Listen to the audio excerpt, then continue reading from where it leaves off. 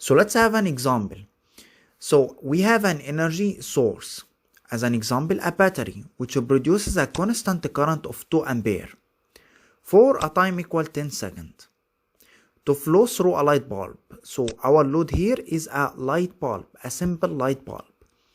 And we are connecting it to an energy source, as an example, a supply at 220 volt, for example, AC, or a battery, for example. If a 2.3 kilojoule, so this is the energy consumed by our load or our light bulb in form of light and heat. As you know that any bulb gives heat and light. Find the voltage drop across the bulb. It needs to find the voltage.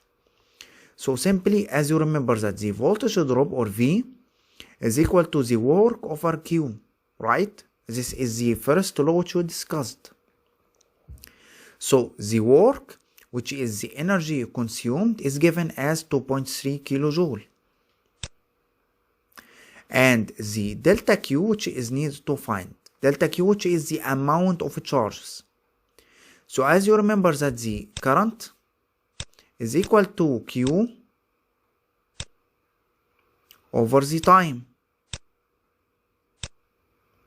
So the amount of charges equal to the current multiplied by T. Current multiplied by T. Current given as 2 ampere and T as a 10 second. So we'll have a 20 coulomb. So by substituting here, we will have 115 volt. This is the first solution. Second solution is that we know that the energy equal to the power multiplied by time. Okay, energy, which is 2.3 kilovolt, given the power equal to volt multiplied by the current. So this one will be multiplied by T. Okay, T is given equal 10 seconds. The current is given 2 ampere.